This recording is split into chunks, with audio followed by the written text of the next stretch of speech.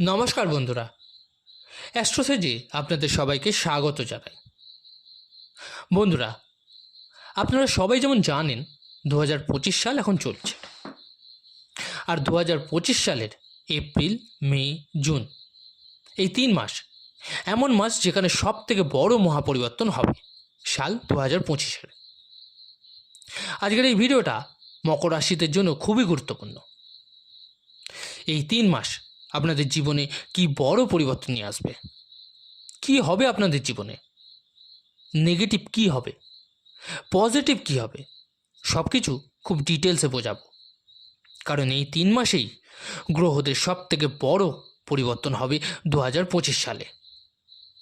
দেবগুরু বৃহস্পতি পরিবর্তন করবে, এর সাথে শনিদেবের 29শে মার্চের পরিবর্তন হয় 7.5 সমাপ্ত হবে আপনাদের। এর সাথে রাহু আর কেতুও রাশি পরিবর্তন করবে। রাহু 18ই মে আর সঙ্গে কেতু রাশি পরিবর্তন করবে, আর বৃহস্পতি 15ই মে রাশি পরিবর্তন করবে। আপনার জীবনে কোন প্রকার চেঞ্জেস নিয়ে আসবে তা জানাবো আজকে। কী ধরনের চেঞ্জেস আসবে এই 3 মাসে আপনাদের কেরিয়ারে, পড়াশোনায়, লাভ রিলেশনে, হেলথ এবং ভাগ্যে। আজকের এই ভিডিওটি বন্ধুরা চন্দ্র রাশির ওপর নির্ধারিত।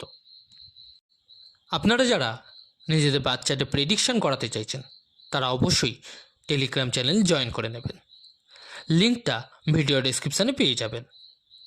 আর যে সকল বন্ধুরা নিজেদের রেমেডিস বা প্রতিকারের জন্য স্টোন ব্যবহার করতে চাইছেন তারা অবশ্যই এই ভিডিও ডেসক্রিপশানে আরেকটি লিঙ্ক দেওয়া আছে, একবার চেক করে নেবেন।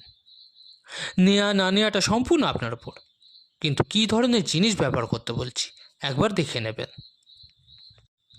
চলুন তবে মূল আলোচনায় ফেরা যাক। বন্ধুরা, আপনাদের মকর রাশি 10 নম্বরের রাশি। এপ্রিল 2025-এর চার্ট অনুযায়ী আপনার রাশি অনুযায়ী আপনার 3rd হাউসে বিরাজমান থাকবে সূর্য, বুধ, শুক্র, শনি এবং রাহু। আপনার 5ম ভাবে থাকবে দেবগুরু বৃহস্পতি, আপনার 6ষ্ঠ ঘরে মঙ্গল, আর আপনার 9ম ঘরে কেতু থাকবে।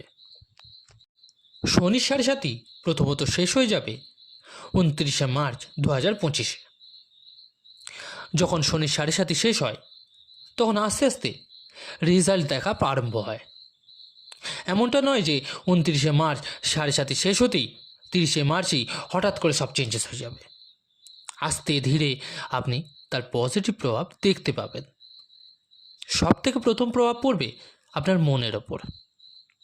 আপনার যে মানসিক অবসাদ ছিল তার থেকে ধীরে ধীরে বাইরে ফিরতে পারবেন, আর আপনারা রাস্তাও দেখতে পাবেন।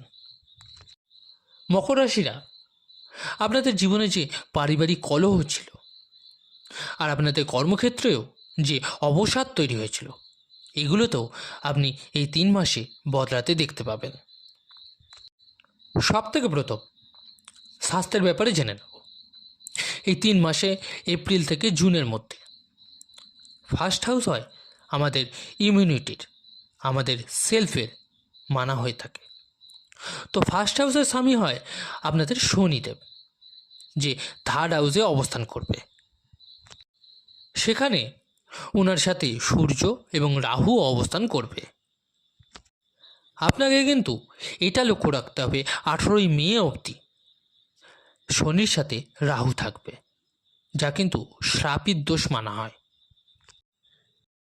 এটা বলবো না স্বাস্থ্যে আপনার বিশাল কিছু খারাপ সমস্যা দেবে, কিন্তু এটা আপনাকে শর্ট ট্রাভেল দেবে। নিজের খাওয়া দাওয়াতে নজর রাখবেন 18ই মের আগে অবধি, কারণ শনি আর রাহু যখন একসঙ্গে হয় তো দুজনেই পাপী গ্রহ, তাই একটু সতর্ক থাকতে হবে হেলথ নিয়ে 18ই মের আগে অবধি। তারপর থেকে আর স্বাস্থ্য নিয়ে কোনো সমস্যা কিন্তু আপনার থাকবে না। আপনার স্বাস্থ্য আর ইমিউনিটি খুব ভালো দেখা যাবে। এবার যদি শিক্ষার্থীদের নিয়ে বলি, তো আপনারা পড়াশোনায় কেমন যাবে সেটা আগে বলে নিই। যদি আপনি গভর্নমেন্ট এক্সামের প্রিপারেশন নিচ্ছেন তো কীরকম হবে? 5ম ভাব হয় পড়াশোনা, যেখানে বৃহস্পতি অবস্থান করবে। ফিফথ লর্ড হচ্ছে ভেনাস, যে আপনার থার্ড হাউসে থাকবে। এপ্রিল মেতে থার্ড হাউসেই উচ্চ অবস্থায় থাকবে, আর জুনে আসবে ফোর্থ হাউসে। দেখুন, পড়াশোনা আপনাদের ভালোই আছে, কারণ বৃহস্পতি অবস্থান করবে 15ই মে অবধি ফিফথ হাউসে। তো জ্ঞান কিন্তু আপনি পাবেন, বুদ্ধিমত্তা এবং ট্যালেন্টও দেবে, কারণ শুক্র উচ্চ অবস্থায় থাকবে। 14 থেকে 15ই এপ্রিল পর পড়াশোনায় খুব ভালো হবে, যখন সূর্য হয়ে যাবে উচ্চ ফোর্থ হাউসে। আপনার জন্য শুভ সংযোগ হবে, স্পেশালি তাদের জন্য যেসব মকর রাশিরা গভর্নমেন্ট জবের জন্য পড়াশোনা করছেন। আপনাদের জন্য 14 থেকে 15ই এপ্রিলের পর আর মিড জুনের আগে অবধি খুব ভালো সময় হতে চলেছে, দেখে নেবেন। এর কারণ হচ্ছে সূর্যের প্লেসমেন্ট খুব ভালো হবে, ফোর্থ হাউসে উচ্চ হবে 1 মাসের জন্য, তারপর আপনার ফিফথ হাউসে আসবে, তাও খুব ভালো হবে। তো পড়াশোনা খুব ভালো দেখা যাচ্ছে। যদি আপনি কোনো নতুন স্টেপ নিতে চান পড়াশোনা সংক্রান্ত বা উচ্চশিক্ষা সংক্রান্ত, তো এই টাইমের মধ্যে করতে পারেন। এবার যদি বলি লাভ রিলেশন নিয়ে, তো শুক্রের সাথে রাহু থাকবে। কিছু সময়কালে আপনাকে লাভ রিলেশন নিয়ে একটু লক্ষ্য রাখতে হবে। ছোটোখাটো বিষয় নিয়ে আপনার পার্টনার ইরিটেট বা ফ্রাস্ট্রেটেড না হয়ে যায়, তার উপর বিশেষ নজর রাখতে হবে আপনাকে। সেই সময়কাল হবে মে মাসটা। এপ্রিল আর জুন যথেষ্ট ভালো যাবে এইসব ক্ষেত্রে। যদি কারো ব্রেকআপ বা কোনো সমস্যা ছিল, তো জুন মাসেই প্যাচ আপ হবার পজিটিভিটি আছে। এই জুন মাসেই সিঙ্গেলরা নতুন পার্টনার পেতে পারেন। এবার জেনে নেব ম্যারেড লাইফ নিয়ে। 7th হাউস হয় ম্যারেড লাইফের, 7th লর্ড হয় চন্দ্র, আর আপনার রাশির স্বামী শনি। শনি আর চন্দ্রের অনেক বড় ডিফারেন্স আছে, কারণ শনি 2.5 বছরে একবার পরিবর্তন করে, আর চন্দ্র 2.5 দিনে পরিবর্তন করে। সিংহ, মকর, কুম্ভ, বৃশ্চিক রাশির লাইফ পার্টনারের সাথে মাইন্ড আলাদা হয়, ভুল বোঝাবুঝি, মতভেদের পার্থক্য দেখা যায়। তো 5th এপ্রিলে মঙ্গল নিচস্থ হয়ে 7th হাউসে আসবে, আর 3 মাস ওখানেই থাকবে। এই 3 মাসে আপনি অবশ্যই দেখতে পাবেন আপনার পার্টনারের মধ্যে অ্যাগ্রেশন থাকবে। ছোট ছোট জিনিস নিয়েও ডমিনেটিক ব্যবহার কিন্তু সে করতে থাকবে। মার্স ফায়ার বা অ্যাগ্রেসিভ প্ল্যানেট, তো মার্স 7th হাউসে আপনার যখনই আসবে, আপনার আসার পরে কিন্তু আপনার মধ্যেও রাগ দেখা যাবে, কিন্তু আপনার তুলনায় আপনার পার্টনারের মধ্যে বেশি রাগ দেখা যাবে। তো পার্টনারের রাগকে কন্ট্রোল করতে হবে, নয়তো ছোট ছোট বিষয় নিয়ে ফাইট হবে, ভুল বোঝাবুঝি হবে। আপনাকে একটু অ্যাডজাস্ট করতে হবে আর ওনাকে কন্ট্রোল করতে হবে। এবার গ্রহদের মহাপরিবর্তন নিয়ে যদি বলি, শনির পরিবর্তন হয়ে যাবে অলরেডি 29শে মার্চে। শনিদেব যে 7.5-তে আপনাকে প্রবলেম দিচ্ছিল, স্পেশালি স্বাস্থ্য এবং লোন বা ঋণ এসব নিয়ে, এছাড়াও কোর্ট কাচারি নিয়েও ফেঁসেছিলেন, তো আস্তে আস্তে এই 3 মাসে এসব থেকে বেরোতে পারবেন। আপনার যে মানসিক অবসাদ ছিল তার থেকেও বেরোতে পারবেন। শনি 7.5 সমাপ্ত হওয়ার পর আর যে দায়িত্ব কর্তব্যের বোঝা আপনার কাঁধে বোঝ হয়ে গেছিল, তার থেকেও বেরিয়ে আসতে পারবেন। দেবগুরু বৃহস্পতির মহাপরিবর্তন নিয়ে যদি বলি, তো উনি 15ই মেতে 6th হাউসে চলে আসবে আপনার। তো এরপর পুরো 1 বছর 6th হাউসেই থাকবে। 10th, 12th এবং 2nd হাউসকে দৃষ্টি দেবে ওখান থেকে। ধার্মিক যাত্রা হবে এই 3 মাসের মধ্যে, লং ট্রাভেল হতে পারে। আপনার কথাবার্তায় চেঞ্জেস হবে, মানে আপনার যে কমিউনিকেশান তা চেঞ্জ হবে, কারণ 2nd হাউসকে দেখবে, আর 2nd হাউসকে বৃহস্পতি যখন দেখবে তো সন্তানের যোগও বাড়াবে স্ট্রংলি।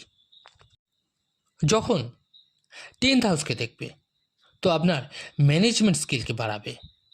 মানে বৃহস্পতির মহাপরিবর্তনের ফলে আপনার কেরিয়ারে পরিবর্তন আসবে, প্রমোশনের যোগ তৈরি হবে বা প্লেস চেঞ্জেস হবে, লোকেশন চেঞ্জ হতে পারে বা ভালো জব পেতে পারেন। কারণ দেবগুরু শুভ এবং ভালো গ্রহ মানা হয়। আর দেবগুরু যখন 10th হাউসকে দেখবে তো আপনার কেরিয়ার নিয়ে পজিটিভ আপনি কিছু না কিছু পাবেন। এবার যদি বলি রাহু কেতু নিয়ে, তো 18ই মে রাশি পরিবর্তন করবে এরা।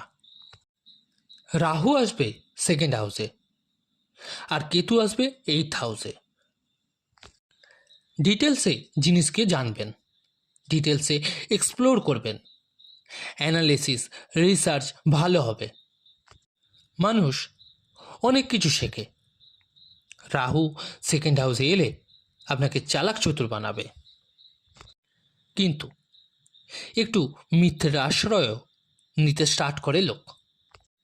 নেশা জাতীয় জিনিসের প্রতি অ্যাডিকশন বাড়িয়ে দেয়, তো একটু দূরে থাকুন এসব থেকে।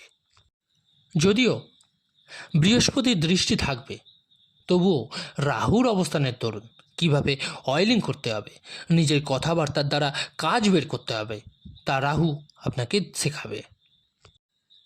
এবার যদি বলি ভাগ্য আর কেরিয়ার নিয়ে, তো ভাগ্যের স্বামী বুধ গ্রহ যে 3rd হাউসে অবস্থিত। এই যে 3 মাস, তার মধ্যে 7 মে থেকে মিড জুন অবধি ভাগ্য সাপোর্টিভ থাকবে, আপনার খুব বেশি ভালো থাকবে। আপনি যদি কিছু করতে চান, কোনো কিছুর প্ল্যানিং থাকে, তো মে জুন করে নিন খুব ভালোভাবে। সেটা ট্রেডিং হোক, ইনভেস্টমেন্ট হোক, কোনো কাজের সূচনা হোক, এই 2 মাস খুব ভালো হবে।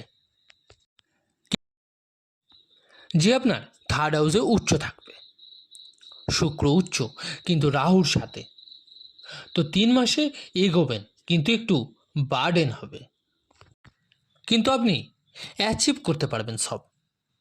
আর 3 মাসের মধ্যেই আস্তে আস্তে বার্ডেনও কমে যাবে।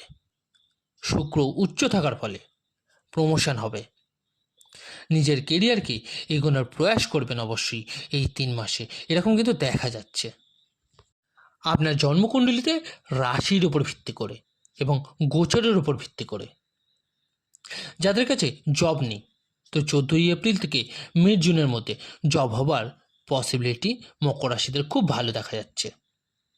কারণ সূর্যও 10th হাউসকে দেখবে, উচ্চ হয়ে যাবে, তো কনফিডেন্স আপনার বেড়ে যাবে। ইন্টারভিউয়ের কল আসবে, শুক্রের সাথে রাহু শনি থাকবে, তো হালকা পাতলা পলিটিক্স হতে পারে, নর্মাল যা হয় আর কি, আপনাকে কিছু করতে পারবে না। ব্যবসা নিয়ে যদি বলি, 7 মের পর খুব ভালো দেখা যাচ্ছে। এপ্রিল মাস অ্যাভারেজ, মে আর জুন ব্যবসা নিয়ে খুব ভালো, কারণ বুধের পজিশন খুব ভালো থাকবে।